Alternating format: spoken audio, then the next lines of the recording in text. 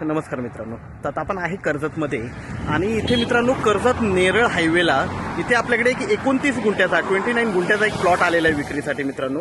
15 लाख रुपये गुंठ्यानी आहे. खूप छान अशा लोकेशनला आहे. इथून सरळ 3-4 किलोमीटर पुढे गेलं की नेरळ स्टेशन येतं आणि मेन म्हणजे हायवेला जागा आहे. कमर्शियली बेस्ट आहे आणि एने प्रॉपर्टी आहे. 15 लाख रुपये गुंठ्यानी आहे मित्रांनो. आपण प्लॉट बघूया. 29 गुंठ्याचा आहे, 29 गुंठ्याचा प्लॉट आहे.